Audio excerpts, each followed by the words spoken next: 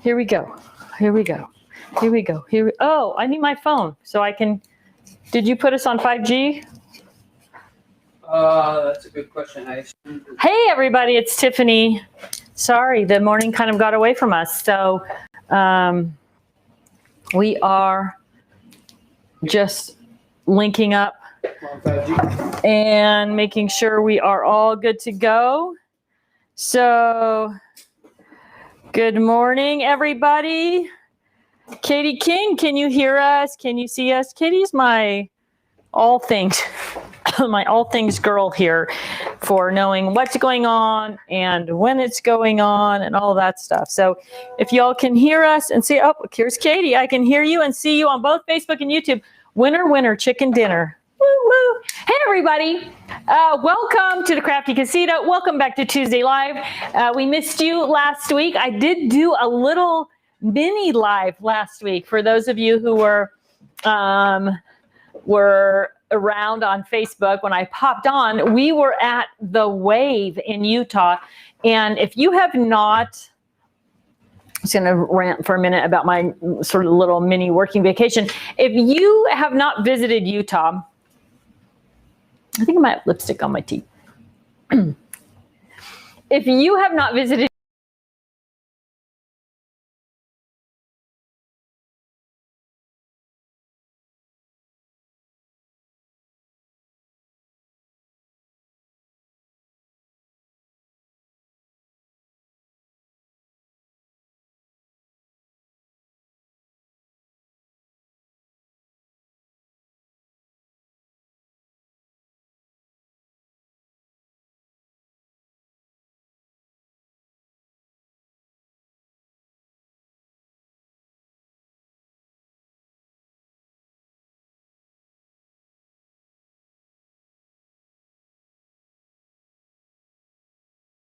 Yep, I think we're back. We're back, I think.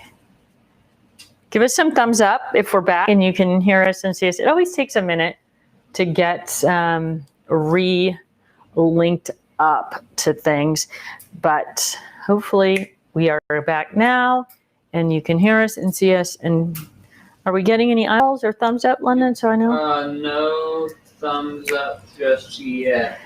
So just if we can get a little bit, maybe Katie, you could say, yes, we're back. And then we would know all is good in tech land. Okay, that's Katie. For a little noise. I can see and hear you again. All right, perfect. Okay, so I'm going on about my vacation. Anyway, you go in the morning to the Kanab Gymnasium and you fill out an application to get to go hike in. It's about a 3.5 mile hike into this thing called the Wave, which is amazing, right? My husband has been trying to get there literally for years. I think he said 12 years. Every time he goes through Kanab area, he applies for the lottery. There was 168 people. When we were there, they choose four applications, and those people get to hike in the next day to the Wave. Well, the first day we went, no luck. Second day we went, we got it. So we got to hike into the Wave. It's incredible. I'm going to post some pictures. Anyway, there's my rant. We had a great time. The last couple days, huge windstorms, and it's all sand out there. So the sky was looked like a pink fog from the pink sand just blowing in the air. So that was kind of a bummer, but overall, great trip. Amazing, amazing, beautiful area. Okay, there we go. I'm done ranting about vacation. Now, welcome back. Welcome to Tuesday Live. It is Scrap Rack Day on Tuesday Live. I'm totally excited about this for two reasons. One, the Scrap Rack is our flagship product line, right? It is the foundation for the Totally Tiffany brand. It encompasses everything I think, know, and believe about being organized and being productive and having more fun and getting more done. And it was designed specifically around paper crafting. So all the challenges that we have with paper crafting are addressed in the design and functionality of the Scrap Rack. So I'm super excited to tell you all about it today, how it was born, how it works, all the ins and outs of it, how it can help you. But also in that process, I'm going to talk about organization in general and using that 4-section system. So even if you think the Scrap Rack isn't right for you, maybe you want to work with binders instead, how you can incorporate those components and also that knowledge into a binder system and still have good access to your products and supplies. So that's reason number one. Reason number two, I'm excited about it, is 99% of Scrap Rack stock products are back in stock, which is awesome. And I say 99 because some things came in and went out almost immediately. So if you've been thinking about a scrap rack, if you need pages or dividers or other accessories, please don't wait to order those, because in a matter of another week or two, you're going to see other products start dropping off the website as out of stock again, and then there's going to be a delay on them. So if you know you need something for your scrap rack, or you know you want one, this is the week to do it. Not only is it in stock, but it's on sale.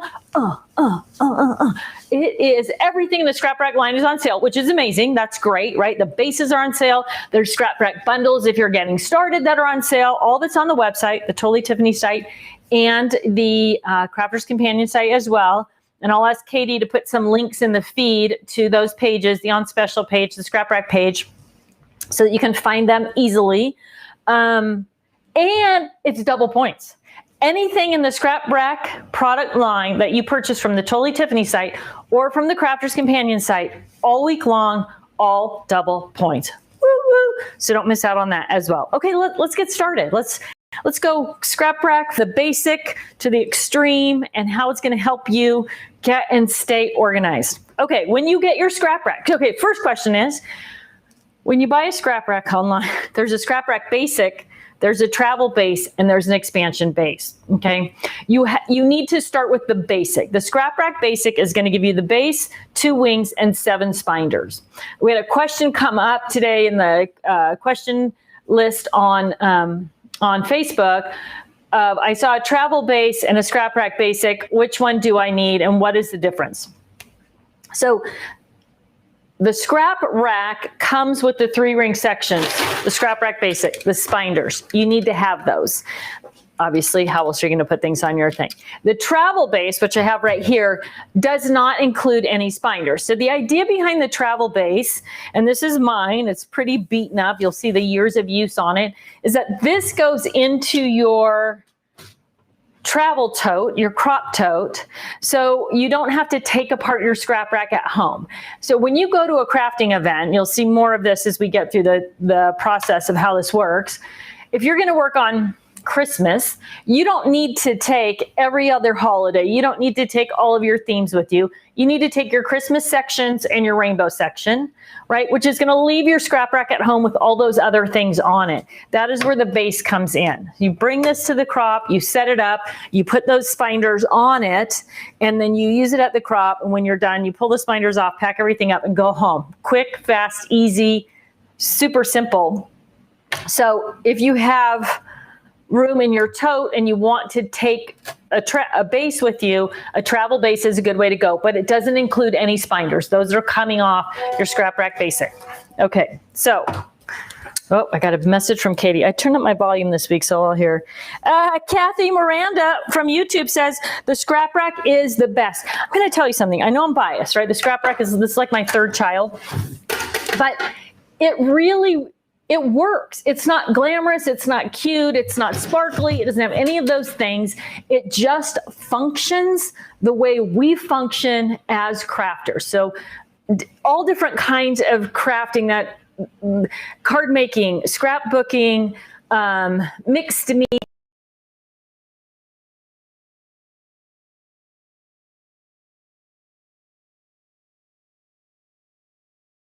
media, stenciling, all of these things. I'm going to go with the basics here. I'm going to start with basic. So when you get your scrap rack, in the box, you are going to find a base, the 2 wings, and 7 of the 3-ring sections as spinders. Now, putting your scrap rack together is really, really easy, right? So it looks like this. It has these floppy hinges on it, and then there's a long pin like this. So all you're going to do, and I should probably put my glasses on because it's black in the back. I should address that, right? I usually stay away from things that are all black, especially since as I've gotten older, seeing things that are all black is difficult. So you're just going to line up those hinges, and then you're just going to feed this pin through. It's just that simple. Now, here's where people go wrong setting up their scrap rack. Sorry, line up my hinge there. I'm going to tilt. So I lined up the hinges. I've got my little shepherd hook here. I'm just going to push it through. And then so here it is. It's set up, right? They take their wings, they pop those on. I can't see over the top.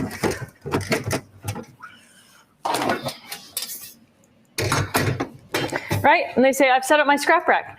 And it will work like this, except you will feel like it is going to tip over. And that is because in this position, with the back of your scrap rack looking like this, you have your scrap rack on its back, right? So you tip it on its back to put the hinge in, and then you're going to tip it over like this. So it's still at an angle. It's just not at nearly as much of an angle, right? I have my metal rulers here. My magnetic rulers here.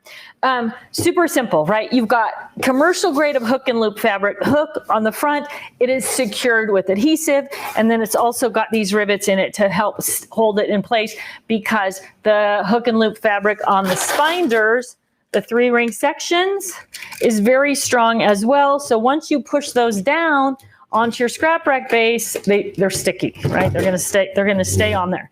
So number one question is, how do I get my spinders off my scrap rack? You do not want to pull on the rings. Once they're on there, you want to use something like a bone folder. This is an old rub-on tool from Basic Gray, but it also works well. And you do the same thing with the bone folder, butter knife, a blunt edge instrument. You're just going to put the instrument between the Velcro on the spinder and the Velcro on the base, and just give it a little push. And then it's just going to pop off in your hand, not pop, it's going to pull off in your hand, right? So super simple, boom, pull off in your hand, you're good to go, okay? So you're going to get 7 spinders with your scrap rack base. And then like I said, there's a bunch of bundles on there that are going to include pages and dividers. Let's talk about linking your bases together, because that was the next question on the forum was, how do I expand my, sorry, I got another message from Katie here. How do I expand my, Patricia from YouTube says, good timing, just reorganizing my scrap rack. I love it. Alyssa Hall on Facebook. I think the scrap rack is one of the most genius products ever. I've had mine at least 18 years. So Alyssa Hall on Facebook, 18 years, she has had hers since the beginning, right? Because we're into our 19th year this year. So thank you so much for having it and using it for that long. Okay, so expanding your scrap rack. What you're going to do is you're going to buy the expansion base to expand it out. So why do you need to expand? One of the brilliant things about the scrap rack, again, I'm going to go ahead and say I'm totally biased about it, right? It's my own idea. It's my own, like I said, third child. But when I was designing the scrap rack, I had several challenges. I had small children. I was a dining room table scrapbooker. I had to bring things out and put them away. You all know I have a little bit of obsessive compulsive disorder, and having a mess and things in a disarray is really hard on me. So not only being able to bring things out quickly and easily, but also to clean up quickly and easily was really important. And so that was one of the beauties of the scrap rack, because once you've got your scrap rack, sorry, I've got my desk cover here. I'm just going to move it over for a second. Once you've got your scrap rack set up, you literally can pick it up and move it. And so as a mother with children, I needed to work at the dining room table and then pick that up. And I used to store it on top of the washer dryer, right? Open the cupboard, put it on the washer dryer, close it up so the kids couldn't find it and get to it. They certainly weren't going to do laundry, right? So, okay. So, but then I outgrew it. And I needed to expand. One of the things that frustrated me with products is that I would buy something to organize, and then when I went to get another one, there was a new model or a new version or new this or new that, and the old one didn't work with the new one. Well, for 19 years, as long as the scrap rack has been out, we have stuck to the design, shape, and size, so that no matter how long you've had your scrap rack, if you need to expand, you can add an expansion base and it's always going to fit, right? It's always going to be part of the process. So in order to expand your scrap rack, and you know you need to expand when you put your pages on your base, and instead of sort of opening up like a book, they're sort of standing straight up, right? I'm going to talk a little bit about spinder loading later and how you know when your spiners are overloaded and that type of thing. But for those of you who think, okay, my scrap rack is full, I need to expand, how does that work? You buy just the expansion base. So you're not gonna get any wings with the expansion base. You're gonna get the metal base, and you're gonna get a little piece of fabric that has hook and loop on it on two ends. And you are simply going to take your base, take the wing off your existing base. You're gonna set the two bases next to each other. You're gonna take that piece of fabric with the hook and loop, you're gonna feed it through.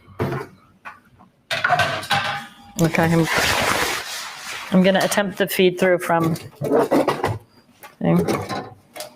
so to show you, you're gonna feed that through the two bases where the wings were on the inside pieces, in this side, and then you're gonna tighten it up as much as you can. Now, some people prefer not to use the Velcro piece or the hook and loop piece. They just use a couple of zip ties, right? So if you're not gonna take it apart, and you're not, I mean, even if there was zip ties, you could take it apart, but if you wanna just tighten it down really tight and not have that ease of taking it apart by using the Velcro, you can totally do it with just a couple, 2-3 zip ties, just pulled really tight. But you're just gonna attach those two together, and then you're gonna take your wings, your original two wings that came with your base, and you're just gonna move them to the two outside slots. So what has this done for you? This has doubled your storage space, essentially, but not doubled the size, because you're only adding this piece. So the scrap rack bases are 15 inches across and 13 inches deep, 7 inches high, right? But you don't have to add the wingspan, which these are each 11. So you're just gonna pop in that extra 15 inches, but you're gonna actually double the amount of storage space that you have on your scrap rack. Then there is a scrap rack dust cover available also. Light dust, this was never as important to me as it is now living in Arizona. So listen, see, you hear that little snap? The dust cover has magnets in it. And so it magnets onto the back of the base. So when you're not using it, you can just toss it over the back, let it drop behind your scrap rack. It's just gonna hang there. And then when you need it back, you can just pull it back over the top. Now, the dust cover was designed for a single scrap rack base. Look, I'm putting it on backwards so you can't even see the cute logo. A single scrap rack base, but as you can see, it mostly covers a double. So depending on how far out your pages are coming over your wings, and that'll depend how many pages and how many dividers you have on your base or bases, you may cover everything in a two base, but it'll definitely cover a single scrap rack base. All right, I'm gonna take this apart again, and we're gonna start talking about, I can flip it over with the wings on, as you saw earlier, but if the wings pop out, it's gonna drop on my foot, and that is gonna be bad, right? Okay, so I'm gonna pass this over to London so he can. So one of the things about the scrap rack, you can take these wings too, Lundy Poo. One of the things about the scrap rack is it is made of powder coated steel, so basically it's gonna last forever. Now, I'll tell you a funny story. As a product designer, designing something that lasts forever is great from the perspective of it's a good quality, sturdy product that you're never going to have to replace. But if you sell people something that never breaks, they always have it. So they don't have to they don't need to replace it, right? So it's a lifetime investment. So when you think about purchasing a scrap rack, they're not cheap. They're not made cheap.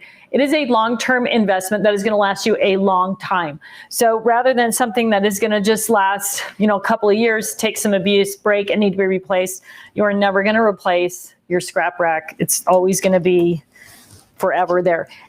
Also the pages, okay, I'll give you the whole story on the pages as I start putting this together.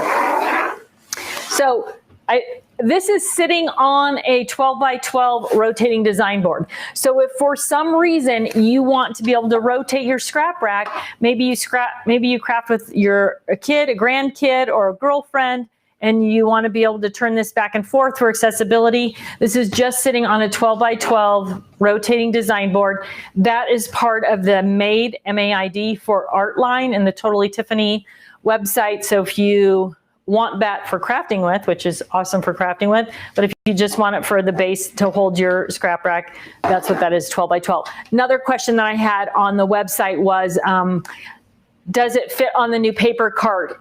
It absolutely does. I actually have had this, I think I showed it a couple weeks ago, on the 12 by 12 rotating design board sitting on top of the paper cart. So especially if you're sharing supplies with somebody, or if you have a mobile craft room where you need to pull everything out and put it away, the paper cart, if you got the paper cart, we don't have any of those left on our website, but I think they're still available on the HSN website. It's a great way to do your project planners on the top, the tabletop, project planners, paper, vice versa. So you have everything you need. This is on the top. You got tools in the aprons. It's a perfect solution for a mobile craft room. Okay, let's talk about pages and dividers. So I have this little set here of pages. Now, this is in our Spinder binder. This big plastic binder with the zipper is an accessory to the scrap rack. It comes two ways. I'll talk more about it later. With a spinder in it, and then it's called a 12 by 12 craft binder, or with a no spinder, that's the 3-ring section in it, and that is called the Spinder binder.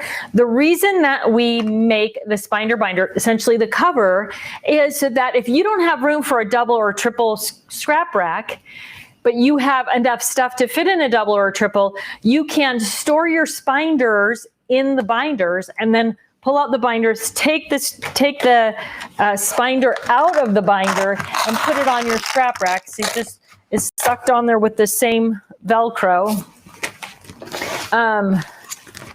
Pull it out and then put it on your scrap rack when you're working with it. So the cover right here comes alone with the no 3-ring section, or it comes with the 3-ring section. So it's a great way to store or transport. If you're not taking a whole scrap rack, you just want to pull a spinder off. Sorry, I've got that up against my mic. I'm sure that's fuzziness.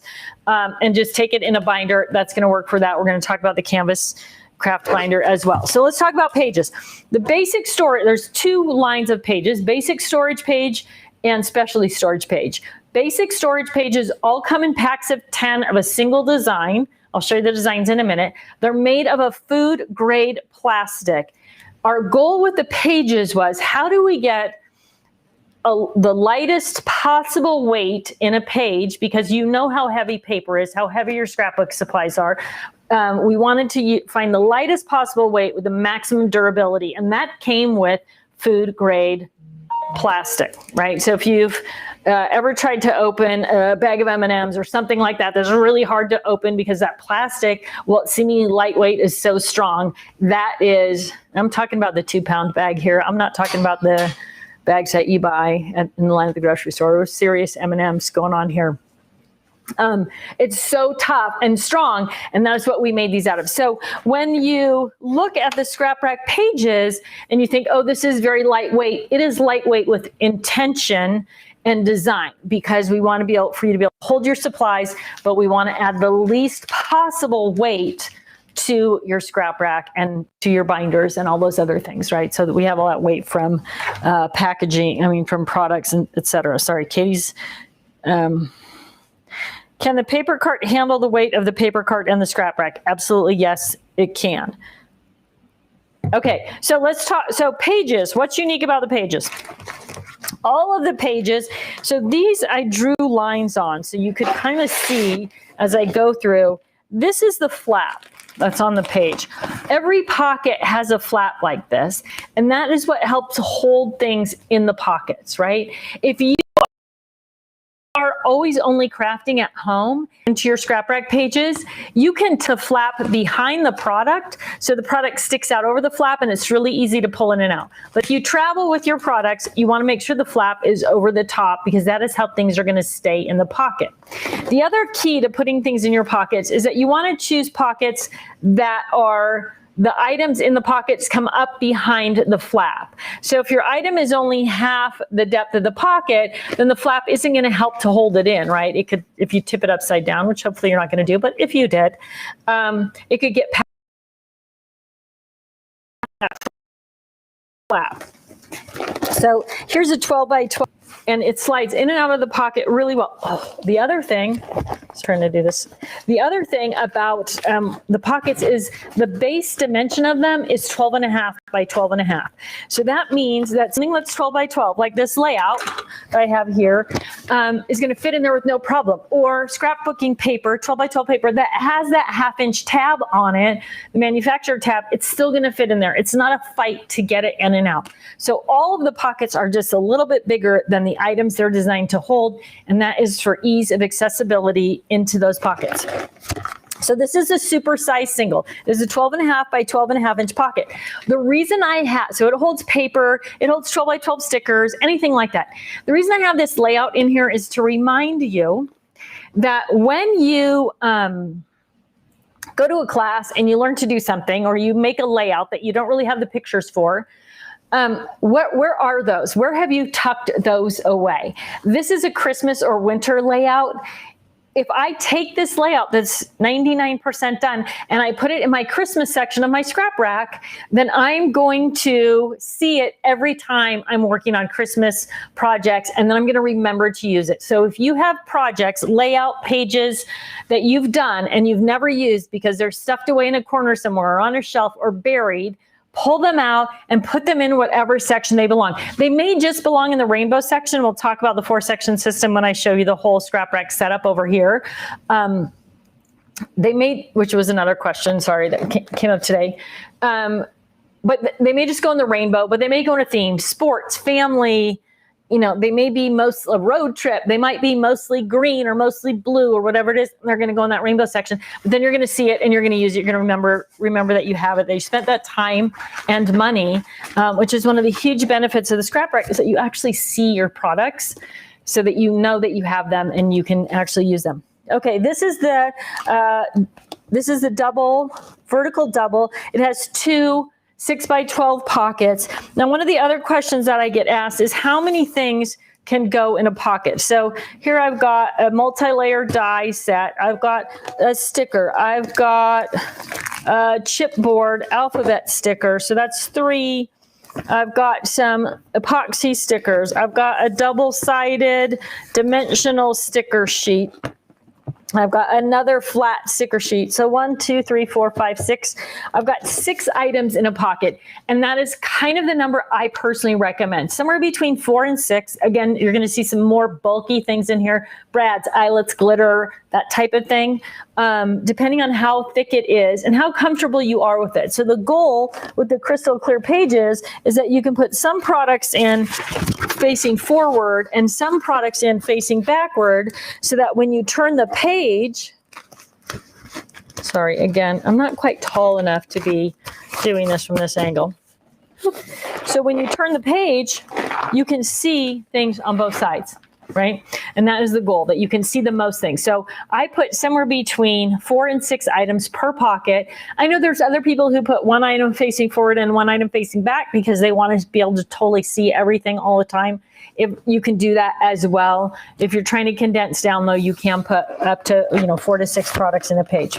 So that is the vertical double. This is what we call the daily double. This has 8.5 by 11 pocket on one side and a long narrow strip on the other side. So it's great for things like this, big die cuts. Again, 8.5 by 11, A4 paper is going to fit in there, and then sort of matching embellishments or scraps on that other long pocket. This is, this is something I did with the heat tool from, what is it called? It's called someone knows what it is. It's a little tool that heats up pockets. So I took this pocket, I needed, and you can do this with any scrap rack pages with the heat sealer, right? Is you can customize them any way you want. So I took this page and I heat sealed it in the middle and added a flap. And I was able to create these 2 pockets that way. There is a video about how to do this on the website, on YouTube as well. So if you're currently using a scrap rack and you want to customize some of your pocket pages to be just the perfect size or shape for your specific products, you can do it simply with that We Are Heat tool. You just roll it along. Now, you want to practice a little bit with it. Watch the video. I kind of go over that in the video about practicing and sort of getting the speed that you want to go across so that you get a seal and that you don't burn up the page. So that's what I do with that one. Fabulous 4. This is 4 6x6 pockets. So again, all kinds of different craft supplies. But why I put this one in here is I wanted to show you a little trick here. I used so I've got these 6x6 stencils here and upside down, difficult too. And then I used the shut your flap tabs to label each of the stencils. I took a little piece of paper. This is why you're watching today if you use a scrap rack to get these tips. I took this piece of paper, cut it to the size of the stencil, cut it a little bit longer than the stencil, folded up the bottom. One of the problems with storing stencils, especially thin, lightweight stencils like this, is when you try to store them together with other stencils or even just put them into any kind of storage, all the little cutouts, sorry, I gotta lay this down to put this back. All the little cutouts get hung up on each other. Maybe it's dirty, maybe you've left some ink on it, whatever, that's gonna absorb into this paper. But I use my little shut your flap tab, which I think I have a sample of right here. So shut your flap tabs come in 2 different sizes, the large, which is what I used here, and then the small. I use that to create a label. And now I can put multiple stencils in one pocket, but I've got the little label on there that tells me what they are, and they're easy to pull in and out because I have added that sheet of paper on them as well. So, sorry, right? Okay, so that is the Fantastic 4, and that is, or Fabulous 4, sorry, and it is 4 6x6 pockets. Next up is the 5x7 pocket. This is called the Fantastic 5. It has 4 5x7 pockets, which left us this cute little pocket in the middle. This is a great size for card making things, for dimensional embellishments. You can see I've got it kind of loaded up. A tip for your dimensional embellishments. Dimensional embellishments will have a tendency to get hung up on anything and everything, right? So no matter how you're storing them, the dimension part of them gets, let's see if I can show you here. This, because it's dimensional, it's going to get hung up on anything and everything, and then they're going to get pulled off and destroyed. So what I do with dimensional embellishments like this is I just cut the top off the package, and that leaves it in this nice, neat little sleeve, and everything is protected, but I can still put it in my scrap rack, and then I can pull it in and out of the pockets of my scrap rack. Fast, simple, easy as well. So little tip, again, one of the reasons to be watching today, get those tips and tricks. The Perfect 6 is 6 4x6 pockets. It's great. This is obviously the 4x6 cards from a collection of, help me here, Project Life. But this is also the pocket that I use and talk about for organizing pictures into double page layouts. So I'll put 6 pictures in this pocket, 6 pictures in this pocket, and that is going to give me the double page layout of each of the layouts that I'm working on. Okay, the straight 8. And this is, I was talking about sort of bigger, bulkier things. So things like this, these plastic letters, I just put them into a long Ziploc bag, and then I can slip them into that pocket. Now, when you're loading your spinders, you want to load heavier, bulkier items closest to the 3-ring section, lighter weight, less bulky items as you go out. It seems counterintuitive, but you want to put the most weight next to the spinder and not on the corners of the pages. So some of you who have some page sag issues, could be 2 reasons for that. The first one is the way your pages are loaded, right? You want your, well, there's actually 3 reasons. heavier, bulkier things should go next to the binder. Dividers help keep your pages stabilized. So the plastic dividers, there it is. Right, these plastic dividers not only do they add protection to the edges and corners of your pages because they're bigger, but they also help to stabilize your pages. So that's going to help you with page sag. And then the last thing is take a look at the way that your, well, there's two more things. The way that your base is set up. So if you have your base on its back, that's going to cause your pages to sag down and kind of swoop across the table because it's too tall, right? So make sure you got your base set up so that you can see from the back side of the base, you're seeing the scrap rack, the solid back, not the hinge portion when you look at it from the back. And again, if it is on its back, just pull your spinders off, tip it over, and put your spinders back on, and you're good to go. Dividers, loading to the corner, how your rack is set up. There was one more thing that I was going to talk about page sag. It'll pop into my head. It'll pop into my head. Okay, so that's a straight 8. Now, even red rubber stamps are gonna fit in there. So you can see I've got these long red rubber stamps.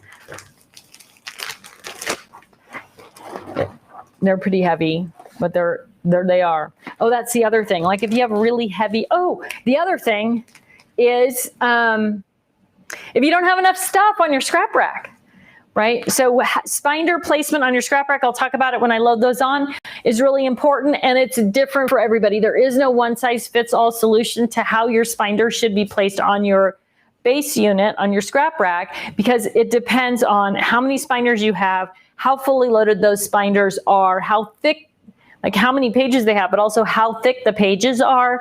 So if you're somebody who has one thing or two things per page, you're gonna get a lot more spinders you're gonna get a lot more pages on a spinder than somebody who has 10 things per pocket, right? 10 things per pocket per page, because that's gonna be a lot thicker. So it really varies quite a bit. I'll talk about a few different ways to do that as we go on today. Okay, so Traders 12, 3x4 pockets. Again, I've got it loaded in this situation with Project Life cards, artist trading cards, anything like that. 3x4 is going to fit in there, no problem.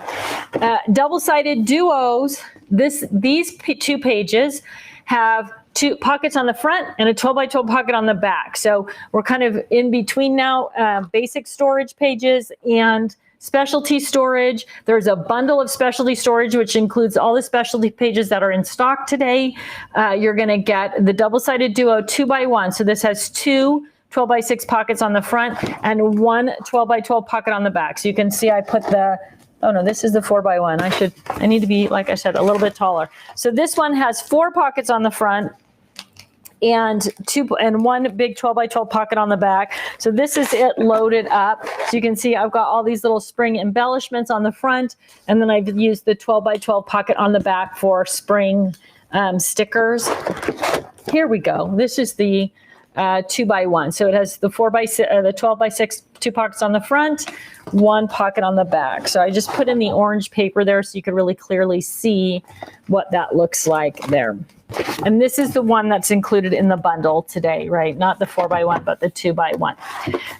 This is the embellishment storage page. This is the only page we make, heavier grade of plastic, comes in packs of 3. This is the only one we make that is smaller, and that is because of the weight of it and the weight of what might be in it. So you've got 12 pockets on the front. They're gusseted, and they have a little locking tab, so you can lock down things in there. You've got a pocket in the middle, great for scraps or big die cuts or that type of thing. And then you've got 12 more pockets on the back with that locking lid. So I've got it here, a little bit of a demo here with chipboard letters in it. This is a great place to store bulky things, like if you have a Ziploc bag full of brads or buttons or eyelets or glitter that's really bulky and you want to store that with a locking tab. The embellishment storage page is awesome for that. Again, you're getting 3 in a package, and they have 3 tabs on the top. That tab sticks up a little bit, again, because they're short. So it's going to stick up over the top so you can label it and get to that pretty quickly and easily as well. It's the embellishment storage pages.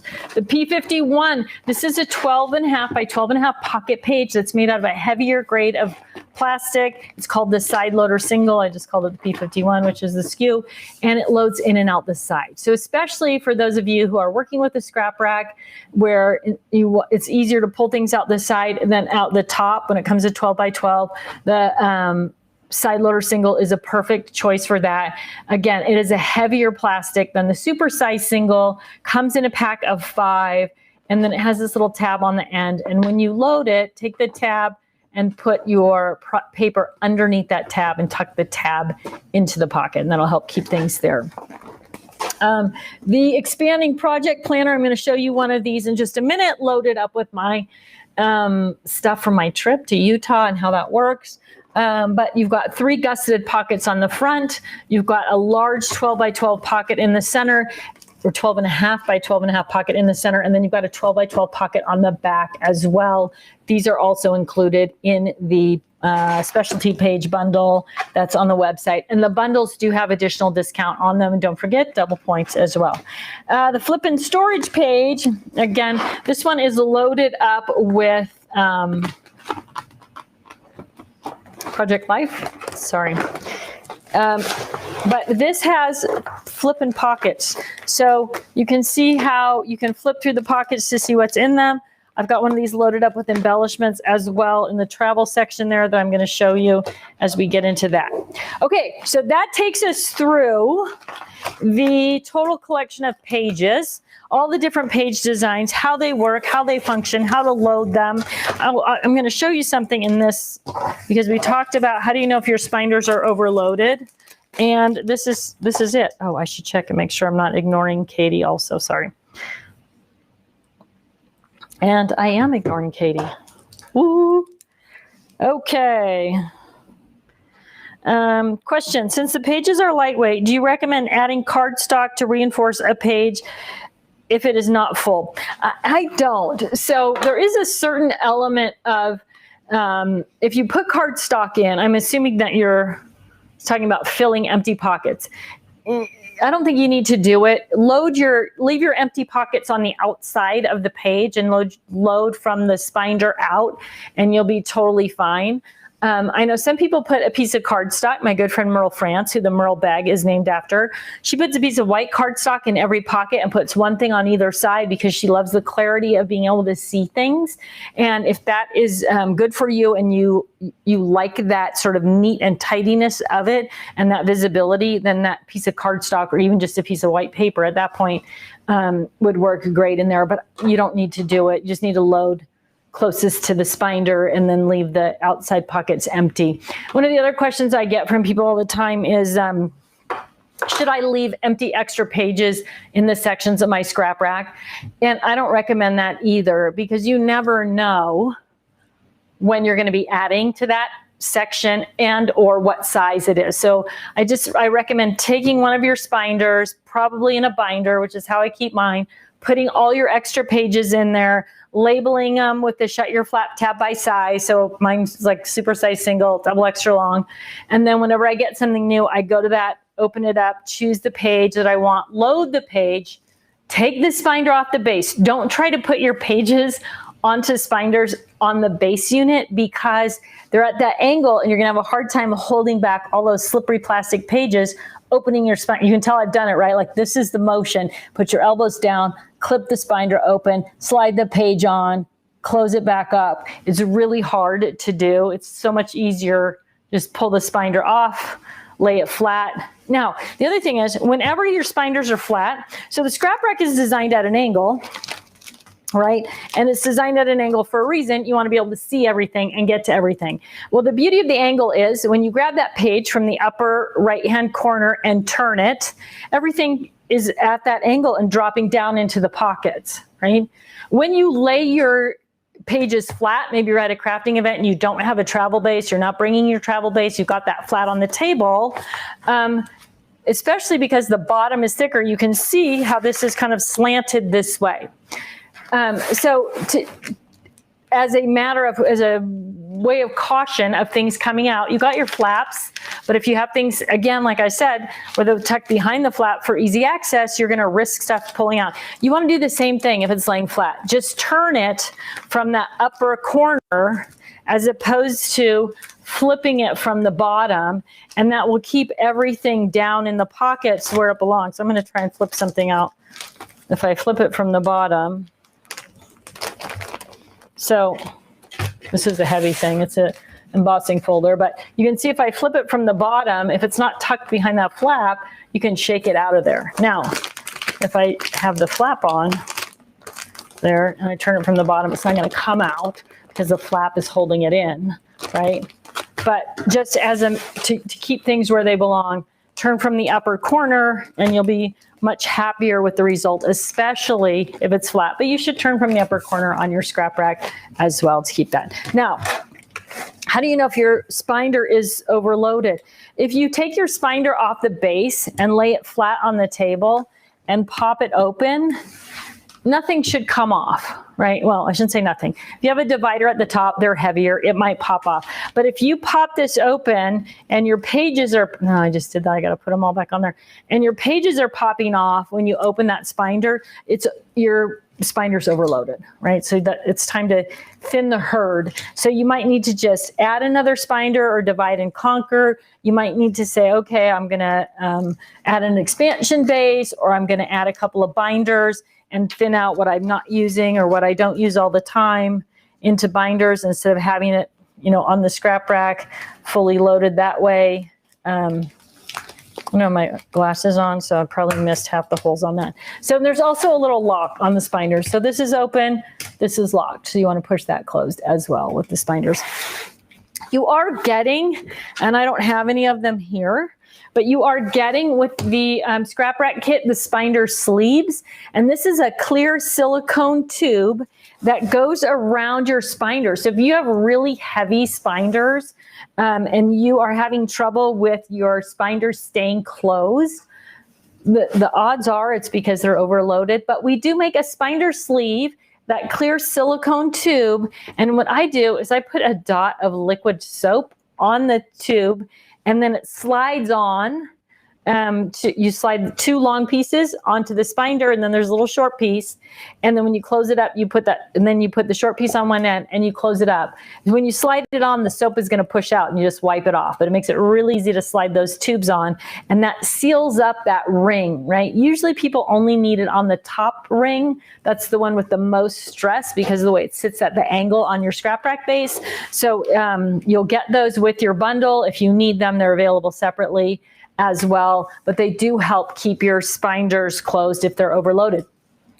Also, I don't use them. I don't use them on my scrap racks, but if you are overloaded, it's a great solution for that. Okay, let's talk about actually loading it up. Yes, London. Which of my pages that you just described are in stock and which ones are not? The only pages that are not in stock are the flip and storage page, which is a specialty storage page, and the,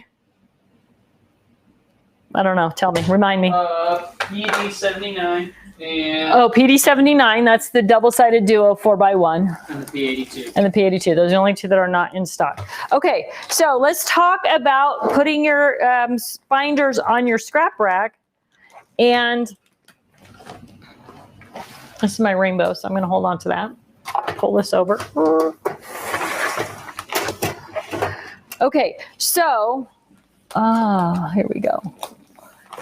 When you place your spinders on your scrap rack, you can put them on straight up and down. Again, you're going to have to play with them a little bit once you get them loaded, because it depends, again, how fully loaded they are and how many spinders are on a base. You are getting 7 spinders with your scrap rack base. I would recommend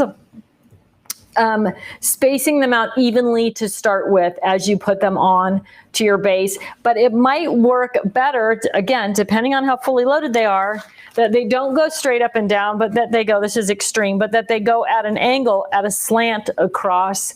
Again, you're just going to have to play with it to get to your comfort level. How thick are your pages? How many spinders are you putting on? All that. There is no easy answer. It's just kind of a personal preference of how you like those pages to line up and look on your scrap rack.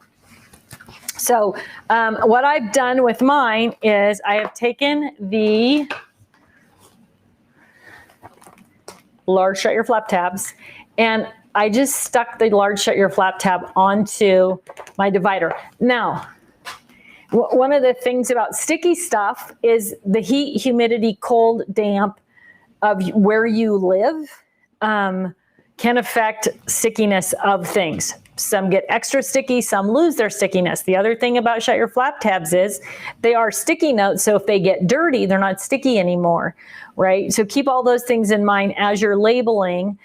Here in Arizona, I haven't had, things seem to stick really, really well here, even though I have a lot of dust. Maybe it's because I haven't taken them off. But if you're finding that they're not sticky or they're losing their stickiness, you can either just use a new tab, or you can just add a strip of repositionable adhesive from your tape runner right onto that and get it to re-stick. So some things to keep in mind. You get a bunch of tabs. There's 40 tabs in each of these bundles. So you might just peel it off and redo it. Why do I do it? Why do I not just write right on the divider tab, which is how it is, what it was designed for? It has a white block on there that you could write on. I like my dividers to always stay in sequential order. So if I add a new category in and I have my 5 dividers, it's going to put another divider in the wrong place. So rather than do that, I just reposition the dividers and move the tabs so that they always stay in order, if that makes sense. So one of the nice things about the tabs is you can use something like undo or dry erase marker board cleaner, and that will erase the permanent marker off your dividers, but I just do it with the tabs. Now, on the, let me pull this off here. On the, one thing you have to be conscious of, I'll tell you this on, with the, using the rotating design board, is you need to stay balanced, because if you put too much weight on this side, you'll tip it off that design board. So keep that in mind if you're using it. You'll see here on these dividers, I did label right onto the divider. Why? Because it's the rainbow, it's never going to change. But my other themes and categories have changed, will change. You know, as I evolve through scrapbooking, I'll add things, or card making, or mixed media, or home decor. I'll add categories and take categories out, and that is why I use the shut your flap tabs and the movable labels instead of permanently labeling anything. I use a Brother label maker. I don't get any kickback on that. I'm just but they're permanent on there. I mean, I guess I could get them off with undo also, but it makes a mess when you try to take it off for some reason. So keep that in mind, that if you're thinking about changing your label tabs, it's almost easier to erase permanent marker off them than it is to get a label maker off them. Or of course you can do what I do and use your shut your flap tabs to label it. Okay, so I've got my rainbow section, I've got my calendar year. One of the questions that we got in the question panel today was about how to put things in your scrap rack. And I'm gonna tell you, as I always do, you want to go with that 4-section system. That's it. You want alphabets, numbers, and punctuation marks all together, right? So here's my front section. That's what I've got. I've got my title, title bar, or I don't know what it's called. I can't think of the name of it. It helps you line up your stickers, right? So you can put your thicker stickers, make a word on that size or shape, but all of those templates are in here because they are part of writing words. Words and letters go together in my little pea brain. That's one of the beauties of the scrap rack, is things like this little tiny thing would get lost in your craft room. It might even get lost in your craft tote, drop to the bottom of a drawer, drop to the bottom of a pocket, and you may never see it again or remember that you have it. And so putting it right with your alphanumeric section in your scrap rack, there's one of those embellishment storage pages, is a great way to go. Big bulky things that you're worried about sliding out, I've just put shut your flap tabs onto the tab. Now, Shut your flap tabs are not tape. They're not Velcro. They're not going to be a permanent sticky solution. They do two things. One, if your pocket is bulky and you're concerned about it, you can put your shut your flap tab onto that pocket. So some of the sticky is on the tab and some of the sticky is on the pocket.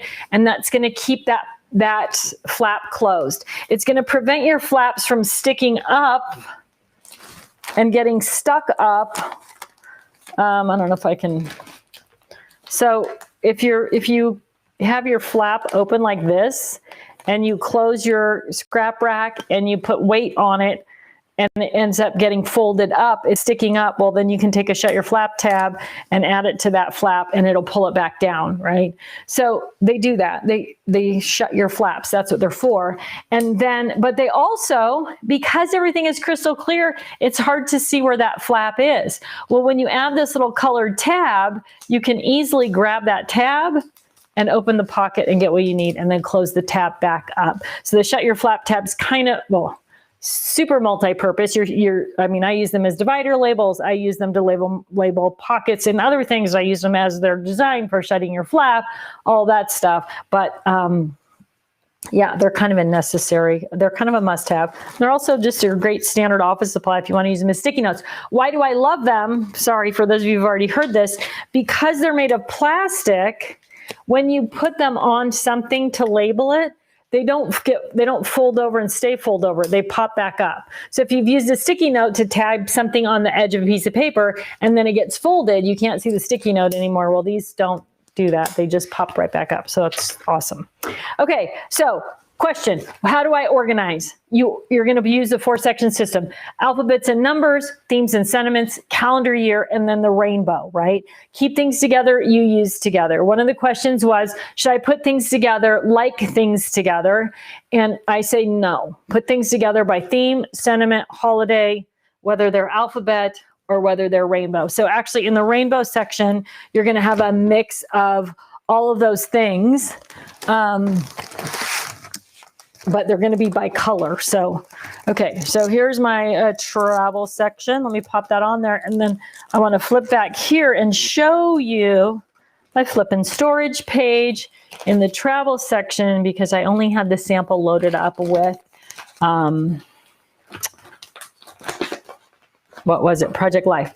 So these are all most of them are dimensional stickers and embellishments that I bought for road trip across the US. So I've just put them all into the travel section, but you can see I can easily flip through and see what's on both sides. Now, these pockets are 4x6 and 5x7, which makes them awesome for card storage as well. Larger cards, smaller cards, but you're protecting your cards, that work that you've done, but you can still see them in there. So if you wanted to take a binder, one of the 12x12 binders, which I'm going to talk about in just a sec, and fill it with flip and storage pages, it's a great way to just store cards that you've already made or even projects in process. So you can see this has a little flap on the top with a little notch, and you're going to just notch that down. And that's what keeps your flipping panels from flat when you turn the page. Let's see. Right. So if I turn the page with the flap, if I didn't have the flap and I turn the page, everything kind of flaps about. So the flap is to add that extra layer of protection and then just lock it down. Okay, 4-section system, all kinds of goodies. Now, I'm going to go back here, I guess, to the rainbow section here and talk a little bit about putting things together. So it doesn't matter if it's an eyelet, a flower, a tag, bling, any of those things, even scraps. The goal is when you want something pink or green or blue, that you flip to that section and you see all of what your choices are. This is where the scrap rack really, really shines, right? This is where it becomes really, I don't know, the ultimate in paper crafting organization. Instead of going to flowers and bling and glitter and tiles and tags and did I say eyelets, beads, buttons, all of those things separately all over your room? If you need a green flower, you're going to come to the green blue section and you're going to see what you've got for flowers, but you're also going to be reminded, hey, I have that bling, I have that tile, I have that tag, I have that magic mesh, I've got these felt bits, all these things that you have that are stashed and stored somewhere in your room that you can't find. First of all, you have to remember that you have them, and then you have to go find them. Once you start putting everything in your scrap rack, it doesn't matter what it is, because when you get to that, whether it's a color or a theme, right? If you're working on Halloween, maybe you're doing treat bags, maybe you're doing party favors, maybe you're doing table decorations or invitations, or you're just doing Halloween pages.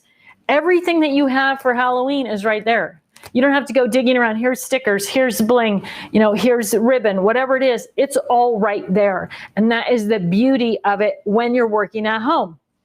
Now let's talk about binders. I mentioned in the beginning that the reason that the uniqueness of the scrap rack is that it works the way we do as crafters. Sorry, I think I had a question pop up that I ignored. I'm going to take a quick look. Question, don't know if asked yet, but what is the easiest way to determine the pages you need? The easiest way is to start with a variety of pages, because you're going to use all of them. And then once you start working with them, you will naturally figure out what brand, style, shape, sizes, right? So if you are, let's say you buy a majority of your stuff at Hobby Lobby, everything at Hobby Lobby comes in standardized sizes. So you'll go, okay, what works best for Hobby Lobby stuff is the 5x7 page. This is true. I buy a lot of stuff at Hobby Lobby. The 5x7 page and the straight 8 page are great for Hobby Lobby supplies, right? So then you can, when you need more pages, oh, I'm going to buy another pack of the 5x7, the Fantastic 5 page, or I need another pack of the straight 8 page, because these are the common ones. There is no real formula for figuring it out prior to actually just working with your supplies and kind of checking out what you've got. Now, I do know one of the gals previously, she took a 12x12 piece of paper and traced out all the pocket sizes, and they're all printed on the, they're all on the website. You could download the pictures too, I guess, and print them out if you have a 12x12 printer that showed the actual pockets, and then she could lay those out and say, okay, this fits in this pocket, this fits in this pocket, sort of gave her a template for sorting, and she found that really helpful. So if you think that that's going to be helpful to you in the sorting process, you can print those templates and you can kind of use them to sort and space things out, and that'll give you a good idea of what pockets work best for you, or what is going to work best for you, or the supplies that you have. But it's a little bit unique to everybody. A lot of people have tons of 12x12 stuff, not a lot of little stuff, right? Or, I mean, for me, what are my top pages? Fantastic 5, which is the 5x7 pocket. The straight 8, I'm trying to think, like, this is a demo system. So the Trader's 12, which is the 12 pockets, that holds all my small little embellishments. Fabulous 4, which is 6x6. So if I was going to choose to start with just whatever set, it would be the P40, the supersize single, 12x12. It would be the Fabulous 4, 6x6 pockets, the Fantastic 5, 5x7 pockets, and then the Trader's 12 pocket. And that would sort of cover all the main sizes. And then you could figure out, oh, I need smaller ones, maybe that straight 8, or whatever the other smaller pockets are, or sizes of pockets are. And then also, if you're someone who thinks that you want to design your own pockets, watch that video. And then if you're designing your own pockets, you're going to want to work with the Daily Double or the supersize single, probably the best two for doing custom pocket designs. So I hope that helps. It's a tough question to answer. Okay, binders. Oh, we got a Wibby Sibby today. I didn't even talk about that. Win it before you can buy it. Make sure you're commenting today, because we're going to do a drawing and we are going to give away the brand new project planner, which is, I kind of sneak peeked to you last week or week before last. But it goes live on the website. It might go live today, so technically I guess you could buy it today if it goes live. It's going to be technically launched, I think, on Saturday. Another thing to know, Saturday the 29th at 11 o'clock Pacific, 2 o'clock Eastern, 7 o'clock British time. We are Craft House Takeover, Totally Tiffany Takeover on Craft House. So we're going to be talking about all kinds of great things, always great deals on the Saturday show as well. So mark your calendar for that. But win it before you can buy it. We're going to give away the project planner. So make sure that you're commenting as we get through the day, as we get through the presentation today. Okay, so there's 2 different kinds of binders. One of them I already showed you is the plastic 12 by 12 craft binder. Okay. Here's another example of it. This one, so you can use these for so many things. This one I have loaded up with my Leah France 12 by 12 stencils, right? Again, the 3-ring section, when you buy it as the binder, the 12 by 12 craft binder, the 3-ring section is included. If you just want covers for your spinders, you want the spinder binders, I think there's a bundle of spinder binders, or it's a bundle of craft binders, one of the two. The 3-ring section is removable if you buy the 12 by 12 craft binder.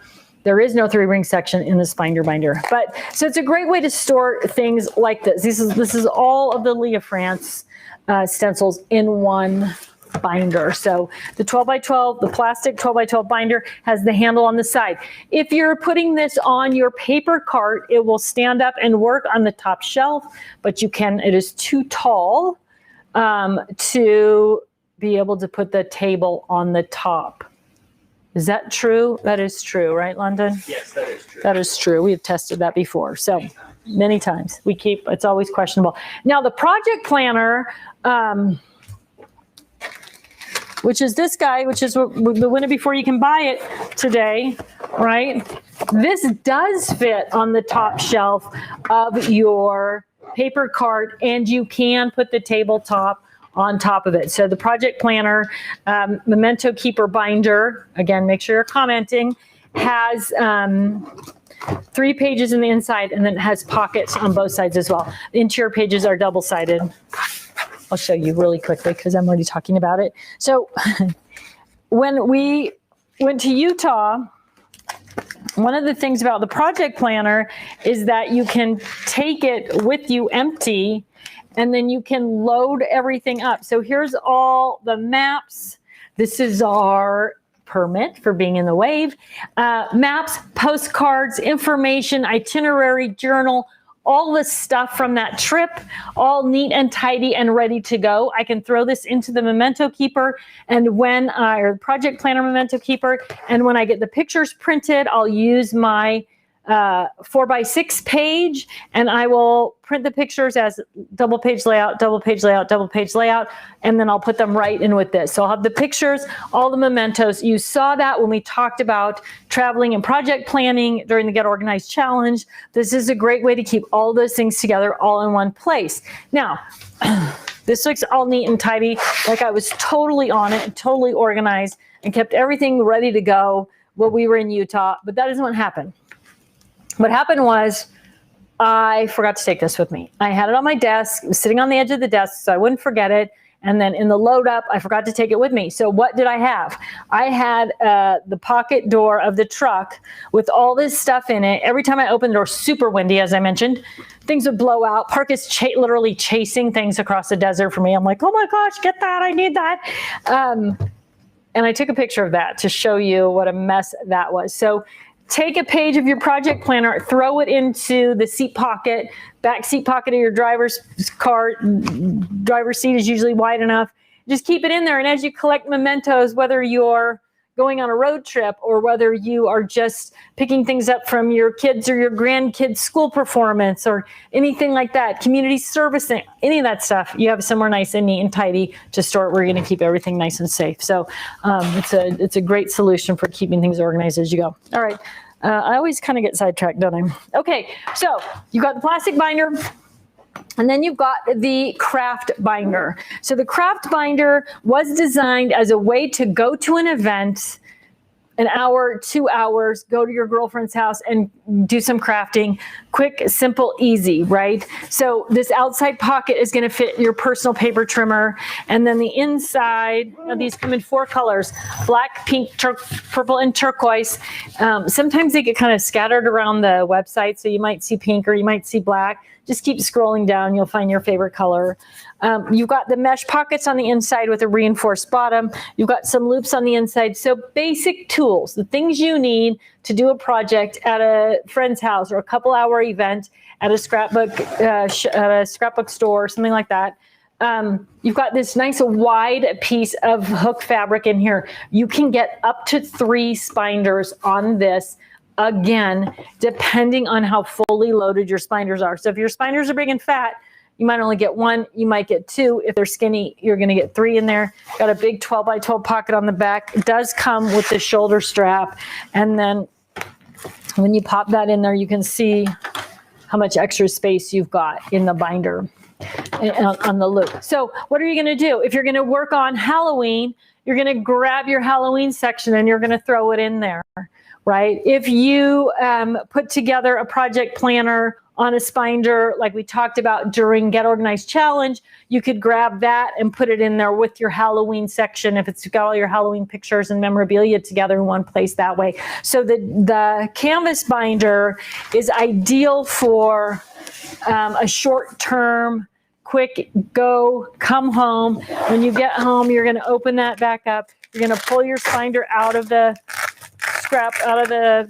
binder, and you're going to throw it right back on your base. This is where the scrap rack is unique and amazing, because if you go to a crafting event, you don't have to go around your room and look for all the different Halloween things, right? Paper, stickers, die cuts, embellishments, ribbon for Halloween. You're going to grab your Halloween section, pull it off your base, and take it with you. If you want to take multiple sections off your scrap rack, that's when that travel base is going to come in, when it becomes really efficient to have a travel base, take 4, 5, 6 sections off your maybe double or triple base unit at home, throw those in your tote, pop up your scrap rack. You're organized.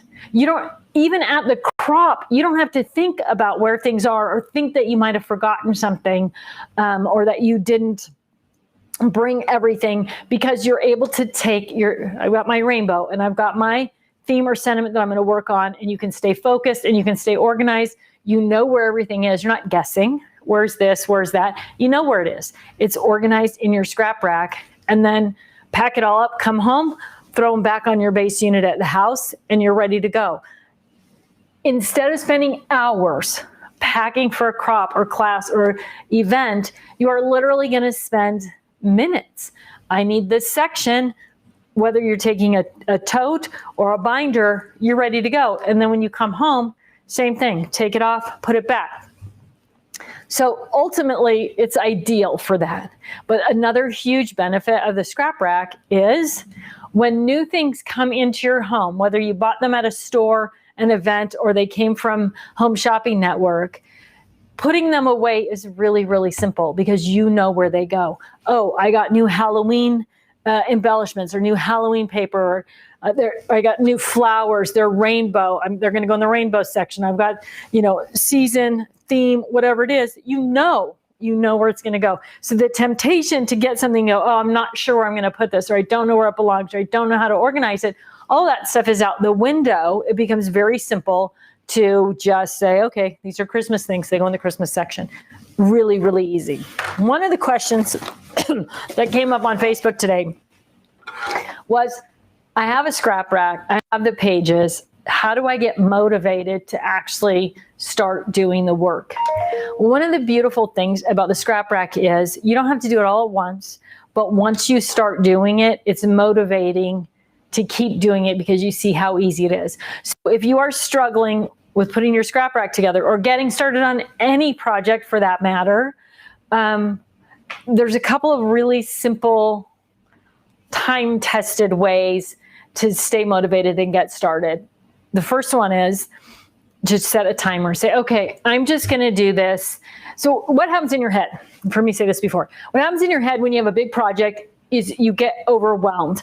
And then once you're overwhelmed, it's almost impossible to do the work because your brain has taken control and it's said, it's going to take so long. It's going to be so hard. I mean, all these excuses in your head, right, start happening. So the first thing you need to do is curb that. And the way to curb that is to say, I'm just going to spend 10 minutes, 20 minutes, 30 minutes doing this.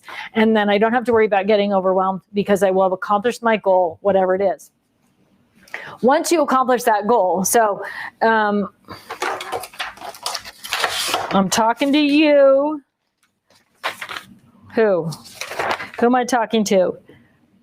Jesse Wasser, I'm talking to you. You asked the question on Facebook today. Once you sit down and accomplish that goal, even if it's just 10 minutes, your brain is on fire. What your brain says is, oh my gosh, this wasn't as bad as I thought. Look at me. I set a goal. I made a goal. And the whole thing is really good for your head. And then instead of filling itself up with why you're not going to get it done or how hard it's going to be, you have this little euphoria of success. And it builds on itself. Remember, I talked about this also during GOC. One of my favorite quotes from Jordan Peterson is, you don't have to be better than anybody else or more productive than anybody else. You only have to be more productive than yourself yesterday, today, to be on that path to improvement. That's it, just a tiny bit. So set a timer. So I'm just going to do 10 minutes worth of work. And then once you do that, make it small, make it easily achievable, because your brain doesn't care if it's a tiny goal or a huge goal.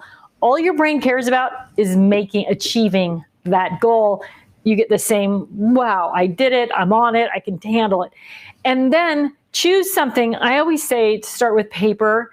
If you're talking about a scrap rack, maybe start with whatever thing you like to scrap about most. Maybe it's Christmas and you say, I'm just going to sort my Christmas embellishments into my scrap rack.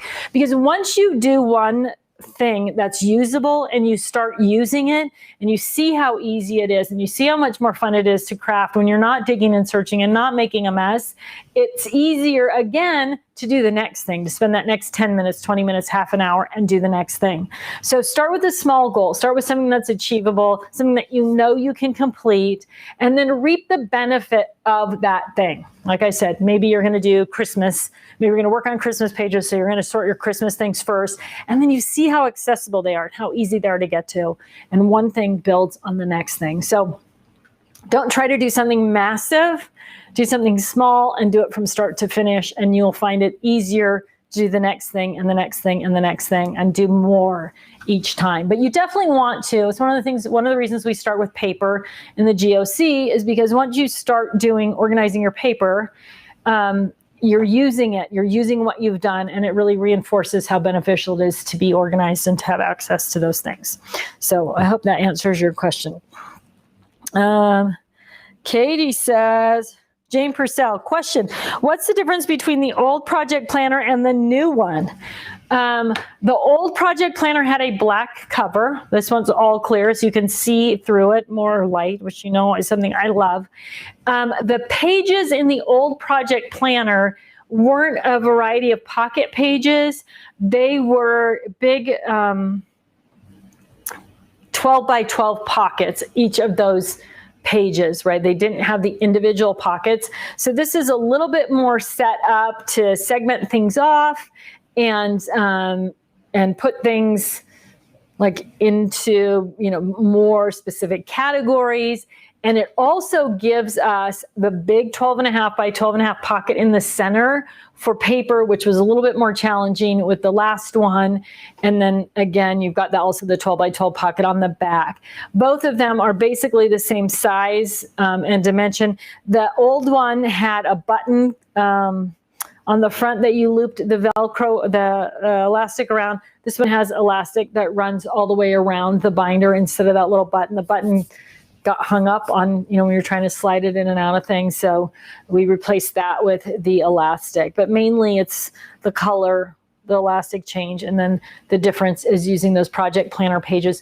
Project planner pages, not only have more like pockets, so they're more segmentable, if you will, they're also flatter. So if you weren't filling them up, now these gusset out a long way, and the locking tabs are when things gusset out a long way. So if they're pretty flat, you're just going to leave the flap flat on them and not worry about hooking it into the lock. So locks on them are decided as it gets thicker and thicker, they're going to hook in those two locations. So there's a fold at the top, a score line at the top. I think I talked about this last week, that when you get them, they're just going to be flat over the top. And then as they gusset out, you can fold on that score line, and that's going to tighten up that flap And then as it gets fat, it's going to tuck in and hold there once you start loading those pockets up, right? So you've got all this space in there. Let me fold that down so you got all that space in there to fill up before you need to start locking down. So there's the difference. Full disclosure, these are will be available on our website this week. And of course they will be an HSN product as well. Okay, I think that's it. Let's see. We answered Julie's question. Lori Klein-Jones asked, I've seen you talk about this. How does it work? I think we got all that. What do you put in it? Everything. And that's really one of the things, right? Use small Ziploc bags and get your eyelets and your buttons and your beads and all of those things in there so that you see them and you use them. I even put glitter in a small Ziploc bag because I forget that I have glitter. So in my rainbow section, there's a little Ziploc bag full of glitter. One little Ziploc bag of glitter is going to glitter the world, basically, right? You don't need a 4-ounce jar of glitter. You just need enough to do your project with. And so throwing it in there reminds you that you've got it and usually gives you enough to do your project. Terry asked, what is the best way to put your stuff in the scrap rack? By color, by like items? Again, we talked about that 4-section system. So you're going to have your rainbow section is one of those sections, but then you're going to have themes and sentiments, calendar year, and then alphanumeric punctuation mark in the first section. Trisha says, just got a scrap rack. Are the pages supposed to tilt downward? I use mine for Kiwi Lane templates and embellishments only. So check your base, make sure that you have it not sitting on its back. And then again, heavier things to the inside and use those dividers. And that will help you also give that page stability if you feel like your pages are slumping down. Also, remember, it is designed to be loaded up. Right? So if you've just got a few pages in there, there's nothing. So if you think about all the spinders lined up as the back of a book, when those spinders are all in there, the back of your book is steady. But if you pull a big chunk of pages out of a book, the book gets wonky, right?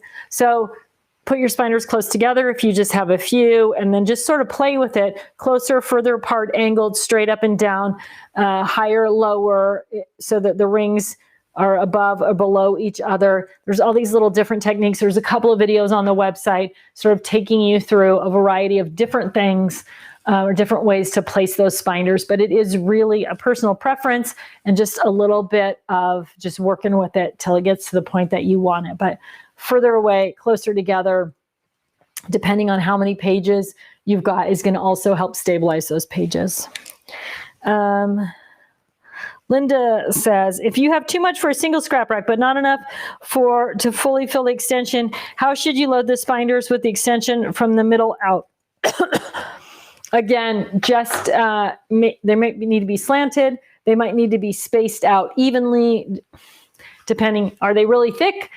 Now that you have more spinders on that expansion base, are your spinders thinner? Space them out a little bit more, but it's just going to be a matter of sort of playing with them in that position. Now, while you're moving them around all the time, trying to get that position right, you can leave them up, sticking up above, like put them high on your base so the spinder is sticking up above, and then it's easy to pull off and on until you get them spaced out, and then you can move them down so you have full connection of the hook and loop fabric all the way down. But if you leave the top like sticking up an inch and a half over the base, it's easier to pull them off and on. You don't have to put that bone folder between them every time. Gina Let It says, I'm getting the original scrap rack, but recently saw the offer a travel one as well. What are the advantages of the travel one? I do travel to crops, and sometimes I was just wondering how simple it will be to take along. I kind of went through all that earlier about the difference between the travel base and the basic. If you have room in your tote, if the travel base is something that you can do, I would wholeheartedly recommend it, because then you don't have to break down your whole scrap rack at home, pack up the whole thing and take it with you. You've got your base and your wings in your tote. You can take the few spinders that you need, throw those in your tote, out the door, set up, come back, put it away, leave the travel base in your tote. So it's just an accessory that makes it easier to travel. It is by no means necessary. Before I thought about carrying an extra base with me to events, I just broke down my whole scrap rack, put it in my tote, and took the whole thing. When I got home, I just popped it back up and put it back. So it was actually a customer who said, why don't you sell a base with no wings? And then I could put it in my tote and use it as a travel base. And I was like, wow, that is a brilliant idea, and it does. It works really well. We got 3 minutes left on our. Oh, all right. Well, it says we're running out of time. So if you haven't commented, you need to comment now because we're going to choose a winner. Win it before you can buy it. You're going to be the first one to get the project planner. The brand new project planner is coming your way. So make sure you comment, and then Katie will do a drawing, and we'll announce the winner here in just a second. Okay, but I think I answered all the questions. There are a couple of comments on Facebook, also a few testimonials that I thought I would just read to you. Julie Slevin Fitman says, where do I even start with the scrap rack? It is a total game changer for me. Without it, I would not have a way to store my stickers, embellishments, coordinated paper. I took a class many years ago, hosted by none other than Miss Tiffany herself, about the scrap rack right then and there, and so glad that I did. So thank you, Julie, and congratulations. I'm so happy to hear you've been using it for years. Dolores Sandoval says, I love my scrap rack. Just like that. It definitely changed the way I craft. No more digging in totes and boxes, telling myself, I know I have those stickers. Where are they? It's quick to go to the section, pluck it out, use it, and put it back. Love mine so much. I'm pretty sure it's overfilled. Might need to get an extension. Love TT products. So thank you, Dolores. And lastly, Sue Moormeyer, my scrap rack changed my scrapping life. I mostly use it for stickers and embellishments. I could never find what I wanted and often forgot what I have. That happens to all of us, doesn't it? Now I go to the scrap rack and the category, and they are there at my fingertips. Love, love. So there's a bunch of other sort of testimonials and stuff on Facebook. So if you have questions, the Facebook group is really helpful about that.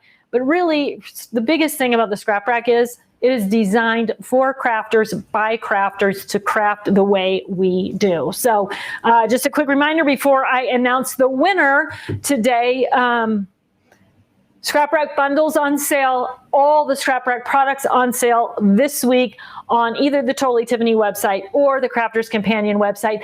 Double points across the whole Scrap Rack line. So any Scrap Rack products, Scrap Rack brand products, are going to give you double points in your Club Inspire account, which gets you all kinds of other great things. So if you've been looking for a Scrap Rack, again, sorry, I hate to sound like the car salesman of the used car salesman of the year, but we got a bunch of product in. Some of it has already sold out just in the few days that it's been in stock. So if this is something that you've been wanting, or you need refill pages or dividers or whatever it is, make sure you pop onto the website as soon as possible and get those before they're sold out again. Okay, I think Katie has chosen a winner, and the winner is dun dun dun. Terry Stone. Congratulations, Terry Stone. She says, this is such an awesome video. I really needed this since I just got my order and stuff to put everything together. Great job, and thank you. Terry, thank you for tuning in today. Thank you for sticking with me the whole hour. Probably talked for an hour and a half today. Tons of information, tons of tips, tons of tricks, all on the website. Go to the blog page and search whatever question you have, and hopefully you'll find a Scrap Rack video that answers your question in particular. Oh, Terry Stone, email us or prizes@crafterscompanion.com so we can attach you to your prize and get that sent out to you. Sorry, I'm too excited. Visit the website, get what you need. If you're watching on YouTube, make sure that you like and subscribe and hit the bell. And by doing that, you'll get a notification every time we're either live or we post a new video. If you're not following me on YouTube, might be a good day to pop over to YouTube, search out Totally Tiffany, like, subscribe, hit the bell, and then you too will know whenever we go live on YouTube. How about that? All right, everybody. Thanks for tuning in today to Tuesday Live. Remember, if I didn't answer your questions, you can post them on Facebook, or you can also email us, customer service @totally-tiffany.com, and we will get those questions answered for you individually. Thanks again. Have a great rest of your day. Congratulations again, Terry Stone. Thanks for joining me today. Take care.